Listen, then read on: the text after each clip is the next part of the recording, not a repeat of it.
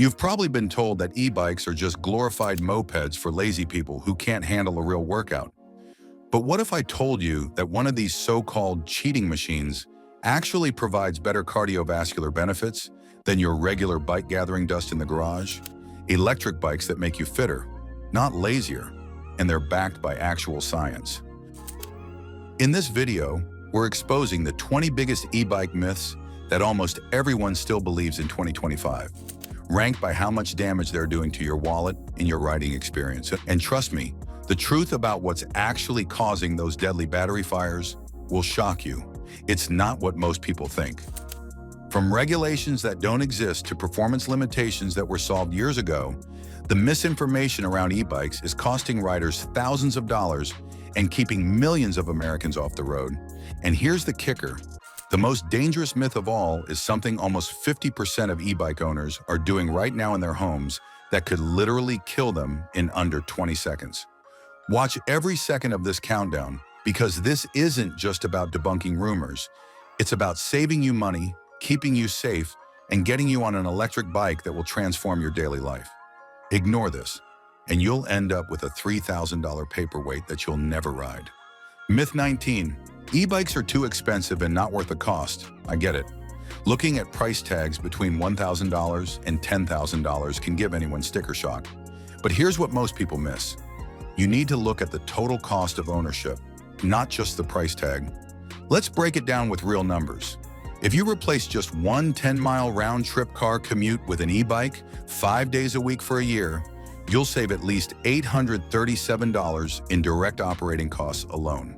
Factor in everything from insurance to parking, and the savings jump to over $6,000 annually. Think about it. Filling up your car costs what, $50 to $60 these days? Charging an e-bike costs pennies, literally pennies. Car maintenance? Hundreds per year minimum. E-bike maintenance? A few bucks for chain lube and maybe a tune-up. Parking downtown? That's $20 a day in most cities. E-bike parking? Free.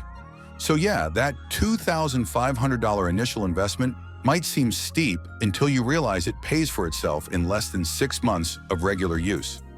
After that, you're essentially being paid to ride. Hit subscribe right now for more money-saving transportation hacks that the automotive industry doesn't want you to know about. Myth 18. You can't ride an e-bike in the rain or wet weather.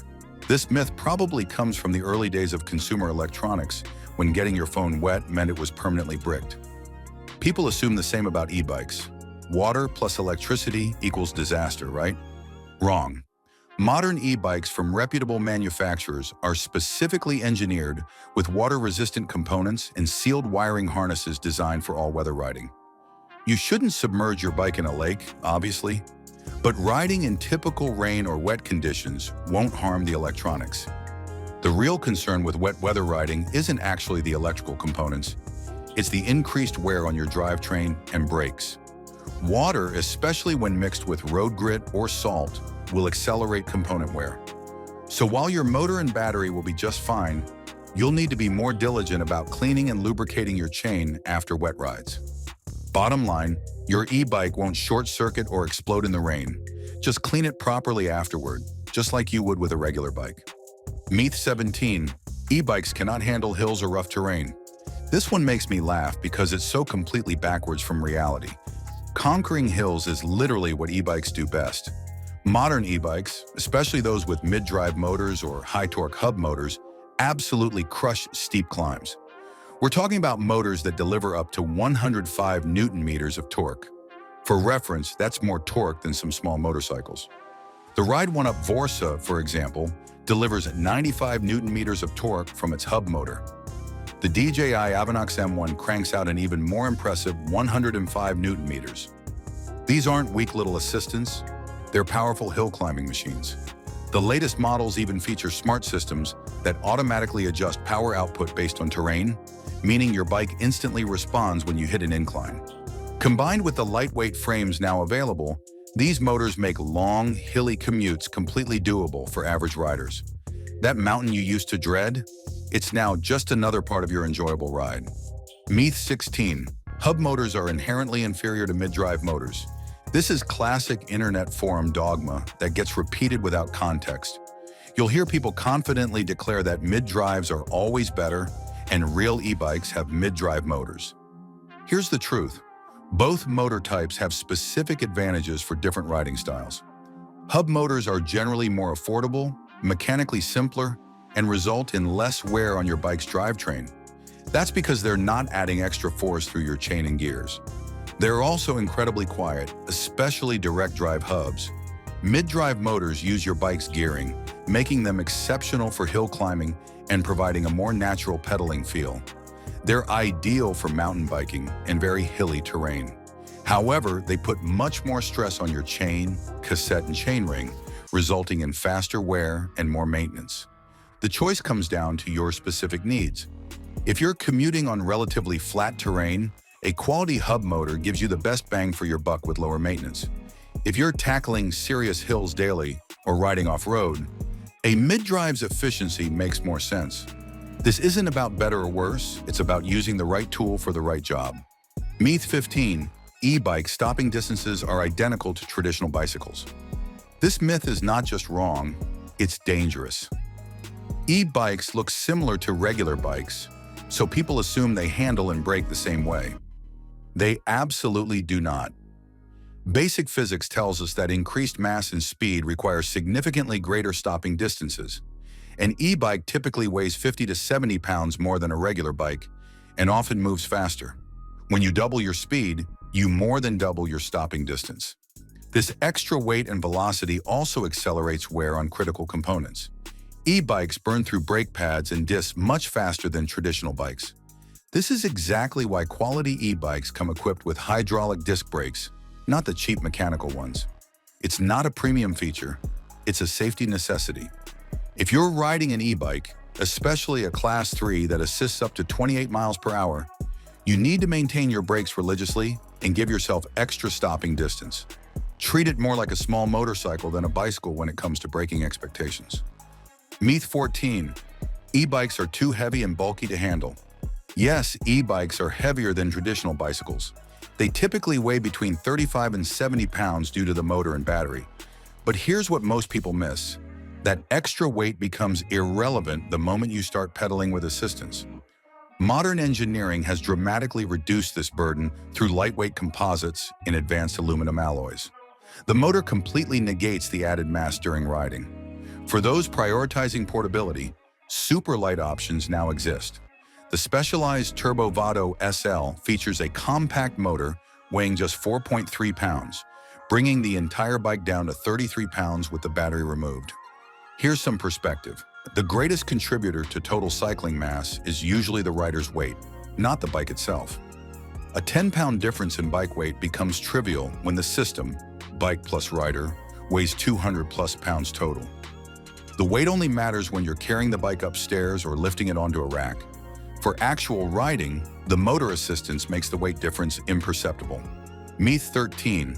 All e-bike batteries are equally safe, and fire risk is overblown. This is the most dangerous myth on our list, and it's literally killing people. The harsh reality is that defective or damaged lithium-ion batteries can enter a state of thermal runaway, a catastrophic failure resulting in intense heat and fire. This isn't a slow process. A battery fire can fully engulf a room in flames in less than 20 seconds. This isn't theoretical. New York City recorded 268 micromobility battery fires in 2023 alone, resulting in 18 deaths. The key distinction is between certified and uncertified batteries.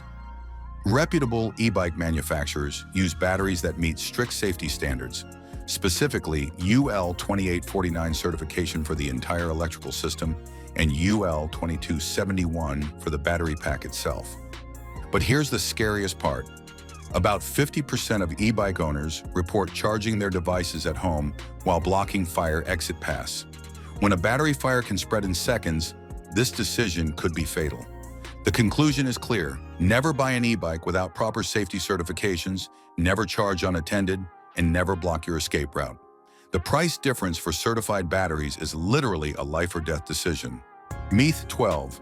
The advertised range is the actual range you can expect. If you've ever looked at e-bike specs online, you've seen those impressive range claims. up to 70 miles on a single charge, but there's a reason they say up to.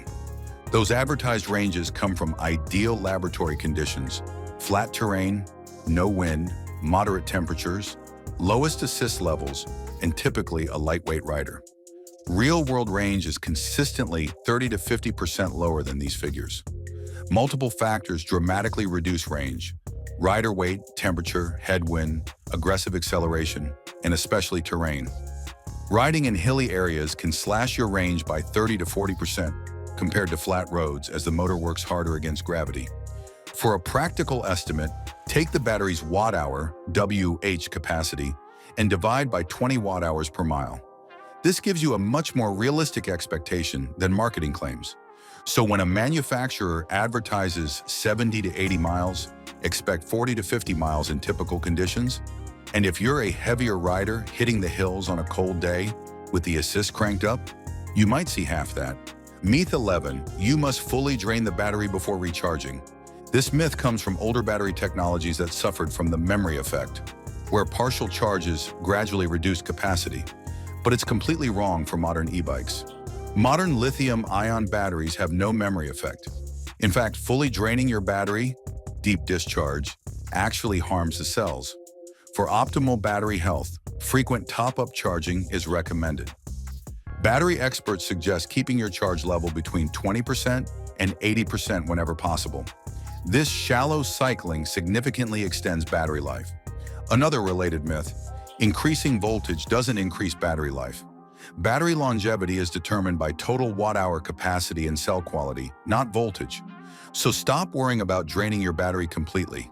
The best practice is to charge it whenever convenient, avoid letting it sit completely empty, and keep it topped up for your next ride.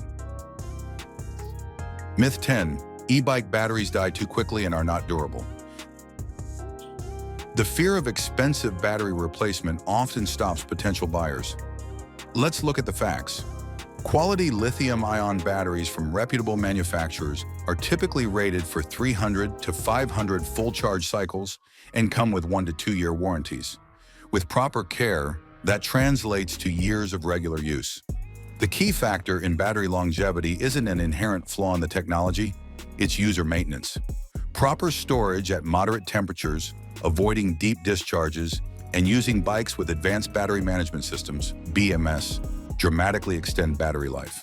Brands using premium cells from manufacturers like Samsung or LG consistently demonstrate superior longevity and reliability.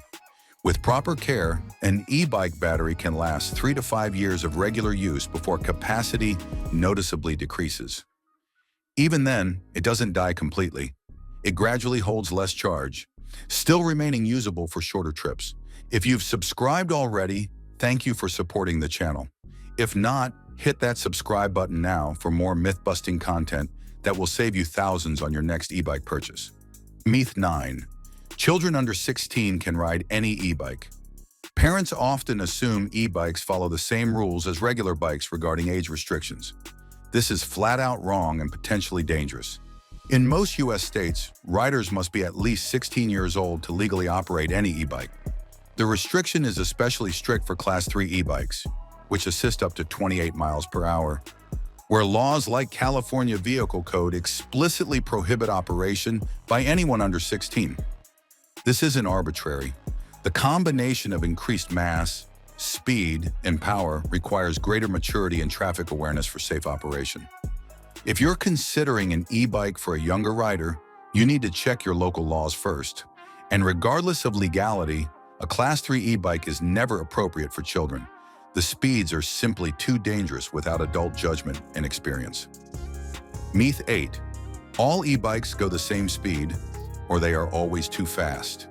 This myth shows a fundamental misunderstanding of how e-bikes are classified and regulated. In the US, e-bikes are categorized into 3 distinct classes with strict speed limitations. Class 1 and Class 2 bikes cut off motor assistance at 20 miles per hour. Class 3 bikes, pedal assist only, assist up to 28 miles per hour. These are maximum assisted speeds, not guaranteed averages. Real-world data shows that Class 1 e-bikes typically only travel 2 to 3 miles per hour, faster than traditional bicycles on flat or uphill terrain. The real advantage isn't maximum speed, it's consistency. E-bikes maintain steady average speeds regardless of hills or headwinds. This transforms previously impractical long commutes into realistic daily options. Far from being always too fast, e-bikes simply remove the factors that slow traditional cyclists down, like fatigue on long rides or struggling against winds and inclines. Myth 7. All e-bikes are banned on bike paths and trails. This myth stems from confusion about regulations and a few highly publicized conflicts. The reality is more nuanced. In most areas across the U.S., Class 1 and Class 2 e-bikes are generally allowed on bike paths, trails, and bike lanes, wherever traditional bicycles are permitted. This includes many local trails and even California state parks, unless specifically prohibited. The restrictions primarily apply to Class 3 e-bikes, which assist up to 28 miles per hour. These faster models are typically prohibited on multi-use paths, equestrian trails, and hiking or recreational trails for obvious safety reasons when mixing with pedestrians. Different jurisdictions have different rules, so you should always check local regulations. But the blanket statement that e-bikes are banned from trails is simply false for Class 1 and 2 e-bikes in most places. Myth 6. You need a special license, registration, or insurance to ride an e-bike. This persistent myth likely stems from the presence of a motor, which makes people assume e-bikes must be regulated like motorcycles or mopeds. Here's the truth. In most U.S. states, no special license, registration, or insurance is required to operate Class 1, 2, or 3 e-bikes. They're generally treated in the same legislative category as traditional bicycles. New York State, a major market with strict transportation laws, explicitly confirms that operating a Class 1 or 2 electric bike requires no license or registration. The only time these requirements apply is when a vehicle falls outside the legal definition of an e-bike, typically when it exceeds the 750-watt power limit or has been modified to exceed speed restrictions. There are some exceptions and nuances. Riders aged 16 to 17 in some jurisdictions must wear helmets, and commercial uses like delivery services may face additional regulations. But for personal transportation, the vast majority of riders need nothing more than they would for a regular bicycle. Myth 5. E-bikes are mopeds or unregulated motor vehicles in disguise. This myth confuses legal e-bikes with unregulated vehicles that look similar but operate in completely different regulatory categories. Legal e-bikes in the U.S. must meet 3 specific technical requirements. 1. They must have operable pedals. 2. The motor power can't exceed 750 watts. 3. They must adhere to specific speed cutoff thresholds, 20 miles per hour for Class 1 or 2, 28 miles per hour for Class 1. 3. Vehicles exceeding these limits aren't e-bikes at all. They're classless e-motos that legally require registration and licensing, falling into the motorcycle or moped category. The confusion arises because local police often lack the training or equipment to distinguish between a legal 750-watt e-bike and an illegal 1,500-watt e-moto. This enforcement gap allows non-compliant vehicles to operate without consequences, creating the negative perception that fuels this myth. But make no mistake, a legal e-bike with motor assistance that cuts off at 20 miles per hour is fundamentally different from a moped or motorcycle in both legal classification and practical function. Myth 4. E-bike riders don't know trail etiquette and will turn bike paths into a zoo. This myth imagines chaos on bike paths with reckless e-bikers zooming around and endangering everyone. The data tells a completely different story.